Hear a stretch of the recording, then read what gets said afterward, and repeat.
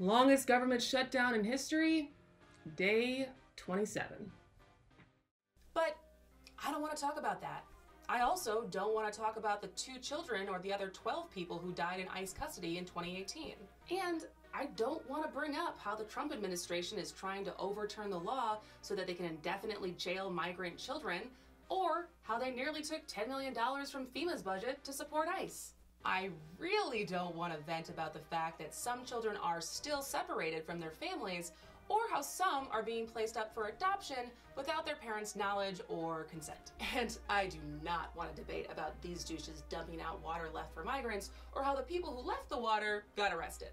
And I don't want to get into the 15,000 children being held in detention centers, or how understaffed those centers are, or how there's only 1 mental health worker for every 50 children, or that a center in Texas has waived the requirement that workers undergo an FBI background check. And I don't want to discuss that illegal boarding crossings are the lowest they've been since the early 2000s, but that asylum seekers are up and that people are legally entitled to request asylum. And I don't even want to talk about the fact that being in the US illegally is actually a civil violation, not a crime, and thus immigration detention is technically a civil matter, not a criminal process. I don't want to talk about any of that.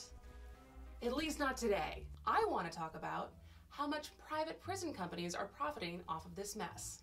For my more cynical viewers, none of this will come as a surprise, but here we go. Who would have thought that supercharging ICE and skyrocketing the number of immigrants in jail could be so lucrative? From what the Daily Beast could find in their recent report, 19 privately owned or operated detention centers were paid just short of $1 billion by ICE in 2018. The private prisons giant Geo Group expects its earnings to grow to $2.3 billion this next year, a 5.5% increase since 2016. But these companies aren't just making money from the billion-dollar contracts to hold detainees. Come on, don't be so naive. These are the capitalists of the capitalists. They're profiting off of cheap labor. Duh. In government-run centers, detainees can work voluntarily for at least $1 a day, which is bad enough. But in these private digs, sounds like not so voluntary. Yeah, a class action lawsuit against Geo Group claims that tens of thousands of immigrants have been forced to work for $1 a day. And you can bet that this is not the only lawsuit these private prisons are dealing with.